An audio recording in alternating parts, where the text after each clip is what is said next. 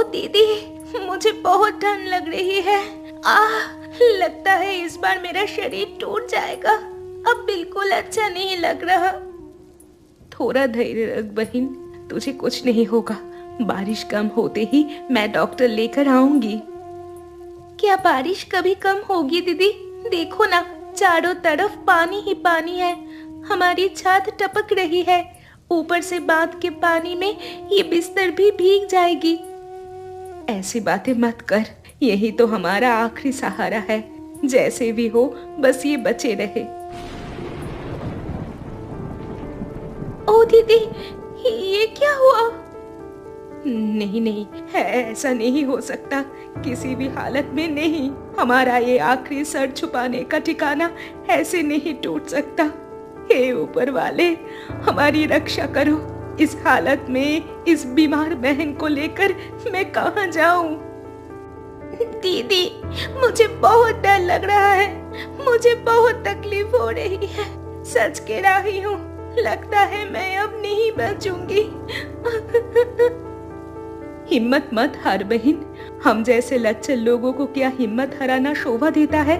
मुसीबत के दिन कोई साथ नहीं देता, लेकिन इसीलिए हम उम्मीद भी छोड़ दे, ये तो नहीं हो सकता।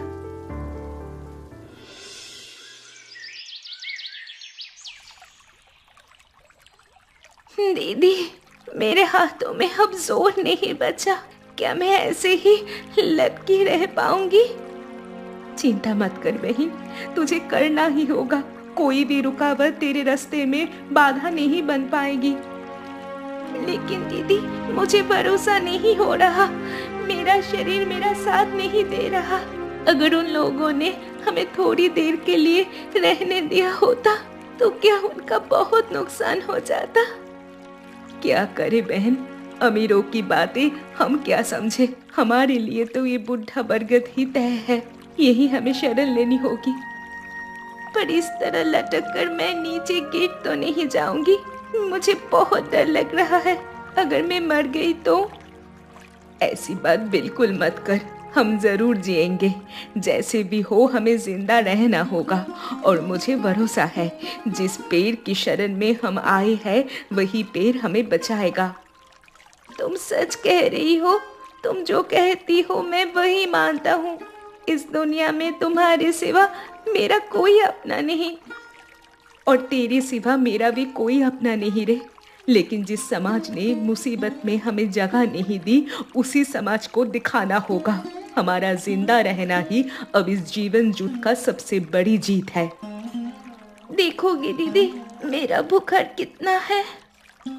हिम्मत रख बहन, थोड़ा साहस बना रख। इतनी घबराहट मत दिखा। मैं तुझे मजबूरी से पकड़ी हुई हूँ। तुझे कुछ नहीं होगा बहन, मैं होने नहीं दूंगी। और कोई रास्ता नहीं है क्या? रुक, मैं एक इंतजाम करती हूँ। ओ दीदी, तुम रात में पकड़कर क्या कर रही थी? देखा ना, मैंने कहा था ना, यही हमें सब कुछ मिल जाएगा।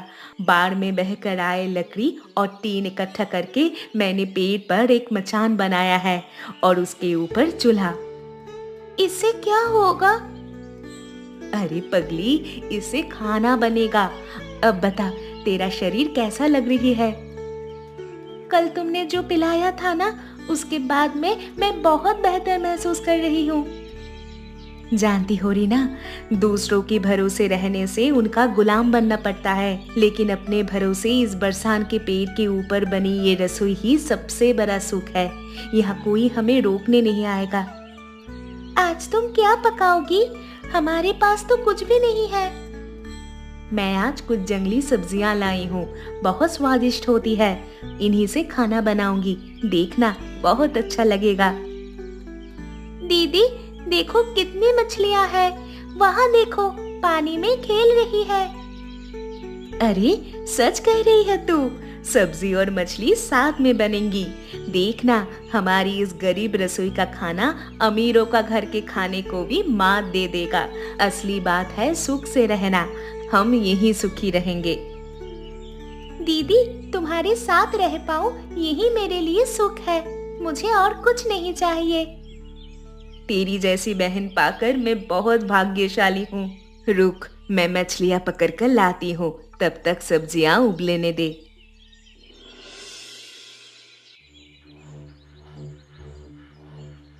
क्या देख रही हो तुम उधर इस तरह? हाँ, दिख नहीं रहा क्या? कहती हूँ तुम तो बिल्कुल मुंह चोर आदमी हो, शर्म हाया सब खा गए हो, तुम में जरा भी मर्दांगी नहीं है। उफ, इसमें मैंने अब क्या कर दिया? तुम मुझे अब सब ऐसे क्यों सुनाती रहती हो? हाँ, मैंने क्या किया है? नहीं सुनाऊं? खुद मर्द होकर क्या किया है? देखा तुमने उन्हें? घर से निकाल देने के बाद भी कैसे पेट भर रसोई बना ली? या उनकी पिछली पीढ़ियों की जायदाद है?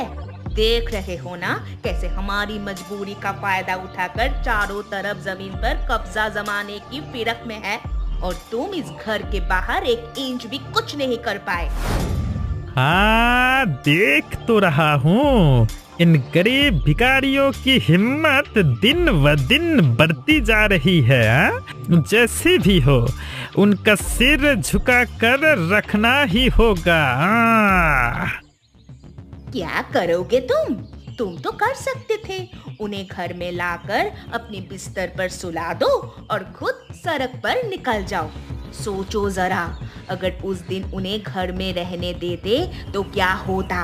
अब तक हमारे घर को भी झुग्गी बना देते। अच्छा हुआ उस दिन धक्के मारकर भगा दिया। कुत्तों भिखारियन की जात कुत्तों भिखारियन के साथ ही मरे। पर अब फिर घर बनाकर दिखवाया कौन कर रही है? गांव वालों की नजर पड़ जाएगी उन पर। वही तो बात है, अगर वो वहाँ टिक गए तो और लोग भी आ जाएंगे, और ज्यादा लोग मतलब किसी न किसी तरह फायदा ही फायदा। जैसी भी हो, हमें उन्हें रोकना होगा।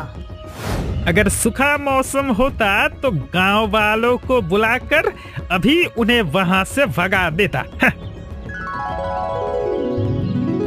अरे अरे, उस आदमी की हालत देखो जरा। हाँ, वो देखो। हाँ, इस बंदर वाले को देखकर लग रहा है हमारे काम आ सकता है।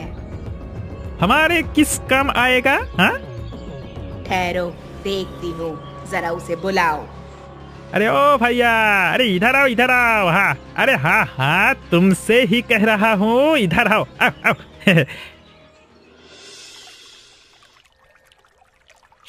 माई बाप, दया कीजिए, इन बेबस जानवरों को लेकर बड़ी मुसीबत में हो। दूर से आपका घर दिखा था, पर आने की हिम्मत नहीं हो रही थी। आपने बुलाया इसीलिए चला आया।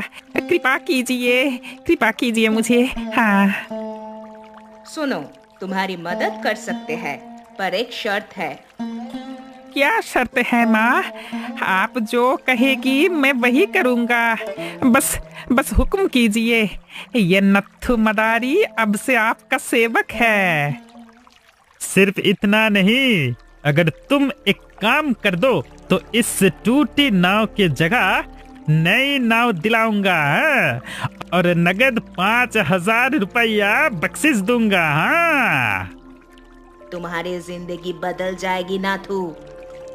इतने दिन बाद ऊपर वाले ने मुझ पर नजर डाली है, उसी की कृपा से आप लोगों से मुलाकात हुई है। अब बस आदेश दीजिए। हाँ, उधर देखो, वो देख रहे हो? हाँ, उस बरगद पेड़ में 2 बहनें डेरा डाले हुए हैं। हाँ, पर वो जमीन असल में मेरा है।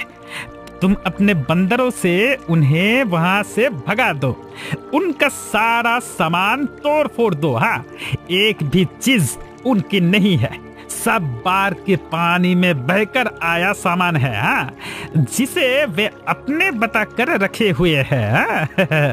वो उनके नहीं है। और अगर उन्हें बढ़ापा मिला तो पूरा इलाका ही अपना बना लेंगी। बाप की जमीन समझ रखी है क्या? तुम्हारे ये बंदर काफी खतरनाक लग रहे हैं। ठीक से ट्रेनिंग दी है ना? तुम्हारी बात मानती है? जी मैया जी, आप जो कहेंगे मैं वही करूँगा, पर मेरा एक अर्जी है। हाँ, अब तुम्हारी क्या अर्जी? हाँ, सही कहती है, पर थोड़ा अग्रिम 1,000 रुपए चाहिए मुझे पहले। एक नहीं 1,500 दूंगा तुझे। ज्यादा अपना अकल मत झड़ो। तुम गरीब हो, हम तुम्हें बुलाकर मदद कर रहे हैं, यही तुम्हारे लिए बहुत है। और काम पूरा होने पर बाकी पैसे और नई नाव सब मिलेगा तुम्हें। बस काम ठीक से होना चाहिए। याद रखना, वो पूरी तरह से नष्ट नबूद हो जाए, फिर कभी सर उठाकर खड़ी ना हो सके। अब चिंता मत करो, हाँ, मेरे बंदर उन्हें अच्छे से सबक सिखा देंगे। चलो रे, चलो चलो चलो चलो चलो रे।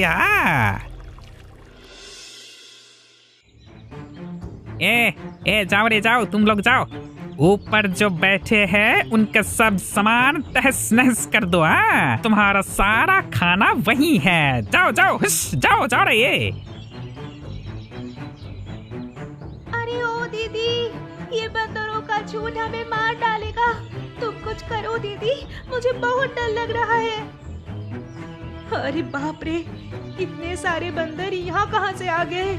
ये तो हमारा सब कुछ बर्बाद कर देंगे। कैसा मजा है, पेड़ पर घर बनाया है, फिर खाना भी बना रही हो। वो खाना पेट में जाने से पहले ही मेरा बंदर हजम कर जाएंगे और मेरे जेब में आएंगे 5,000 रुपए, साथ में एक बड़ी अच्छी नाव। इसी को कहते हैं वीली ची नागिन निकाली, ओए ओए मुन्ना बडोला एलकला, ओए ओए। दीदी तुम कुछ करो ना। रुक, मेरे दिमाग में एक उपाय आया है। अरे अरे, ये लड़की क्या कह रही है? हाँ हाँ हाँ। दीदी तुम इन्हें खाना क्यों खिला रही हो? देखना क्या होता है। अरे बच्चों, तुम्हें भूख लगी है, आराम से खाओ, जितना मन चाहे खाओ। धत तेरी की, इसीलिए ये लोग सब खोकर भी पेड़ पर घर बना पाए। हाँ, इनकी अकल तो पेड़ की सबसे ऊंची डाल जैसी तेज है। हाँ, मेरे पैसे तो हाथ से निकल गए। मेरे जैसे जंगली बंदरों को भी इन्होंने पालतू बना लिया। दीदी ये तो खा रहे हैं, और दो। हाँ दे, हमारा तो खाना हो गया। बचा हुआ खाना तो खराब ही होता, इन्हें ही दे दे। अब ये हमें परेशान नहीं करेंगे। एक तरह से अच्छा ही हुआ दीदी, बंदर अब हमारी डोली में आ गए। ये इसी ही पेड़ के आसपास रहेंगे, हम रोज कुछ ना कुछ खिलाएंगे और ये हमारे लिए फूल फल भी लाएंगे। बाढ़ में अगर सांप पेड़ पर चढ़े तो ये उन्हें भगा देंगे। क्या मजा।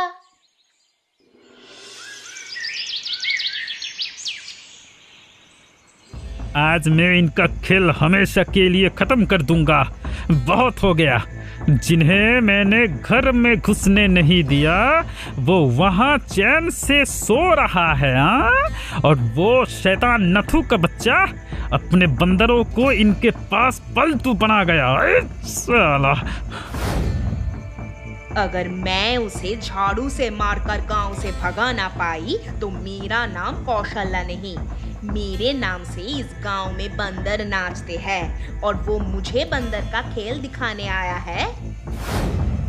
वो माल लेकर खिसक गया, जानता है उसके बंदर यहाँ आराम से खा पी रहे हैं। खुद देखो किसके घर जा छुपा है। उसके सर पर झाड़ू से मारूंगी। जरा पानी कम होने दो, उसे ढूंढ कर निकालूंगी। लेकिन हमें अभी ये काम ठीक से और चुपचाप करना होगा।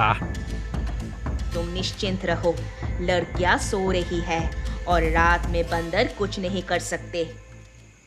उल्टा रात में इन्हें गुस्सा दिलाओ तो जिसे पकड़ेंगे उसे फाड़ डालेंगे। हाँ, और अभी उनके हाथ के पास वही 2 बहनें हैं। अगर आज उन्हें मरवा दिया तो कल 2 फायदे होंगे। ना उस शैतान को पैसे देने पड़ेंगे और हमारा काम भी हो जाएगा। चलो ज्यादा बात मत करो, काम पर लगो।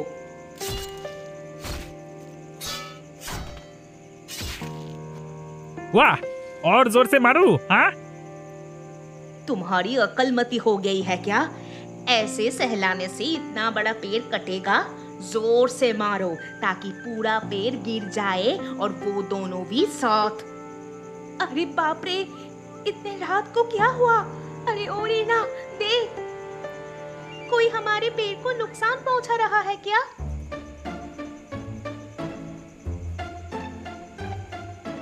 अरे बाप रे, ये तो हमारी तरफ ही आ रहा है। भागो, ये हमें ही फाड़ खाएंगे। अरे छोड़ दो, अरे मर गया रे, मर गया, मुझे मत काटो। अरे मैं केला नहीं हूँ, मुझे क्यों काट रहे हो? मुझे छोड़ दो, छोड़ दो। अरे गांव में रहते हैं तो क्या हमें केला समझ लिया? अब भागे कहाँ से? बचाओ। अरे बाप रे, अब मेरा बीबी कहेगी बंदर भी मुझे नहीं छोड़ते, मैं बंदरों से भी गया गुजरा हूँ।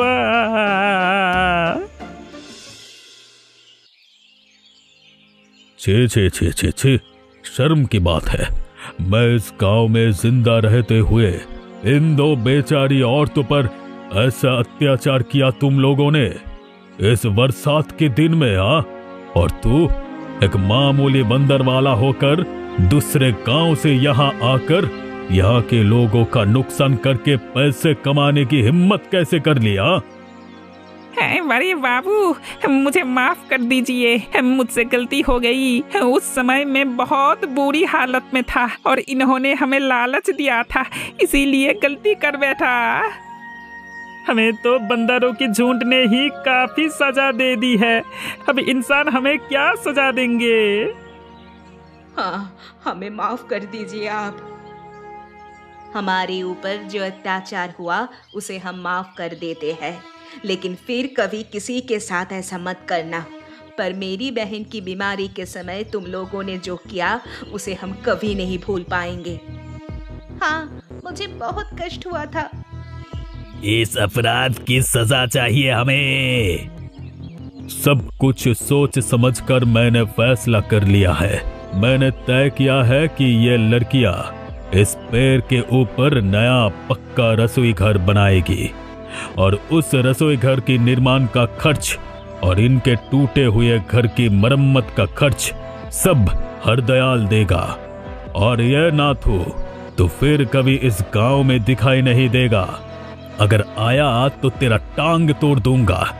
अपने बंदरों को लेकर अभी यहाँ से दफा हो जा। जा।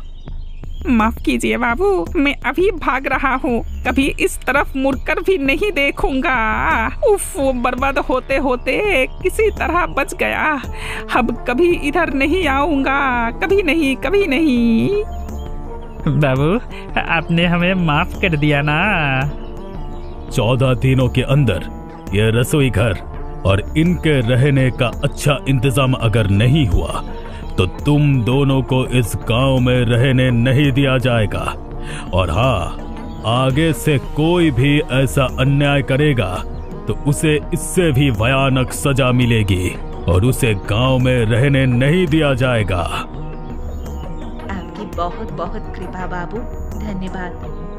अच्छा ही हुआ हमें रहने नहीं दिया गया तो हमने कष्ट सहकर जीना सीखा और आज हम सक्षम हो पाए। खाओ खाओ, सब लोग अच्छे से खाओ। आज तुम्हारे लिए भरपूर इंतजाम है। तुम लोगों के बीच ही हमने अपनी खोई हुई इज्जत वापस पाई है। और अब से इस रसोई घर में तुम सबको मदद करनी होगी। जहाँ से जो भी लाभ होगा वो हम सबके काम आएगा। वाह, हमारे गांव में ऐसी नई चीज बनी है। हम इसके बारे में बाहर में गर्व से सिर ऊंचा करके बता सकते हैं। अब तो सब गया है, अब तो हम अच्छे बन जाएंगे।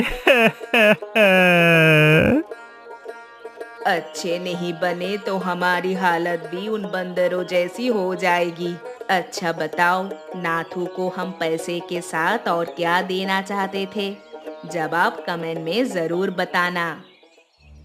जिस दिन भागा था क्या दौड़ लगाई थी, शरीर का दर्द अभी तक गया नहीं। अगर तुम लोग ऐसी हालत नहीं चाहते तो कृपया ईमानदारी के रास्ते पर रहो।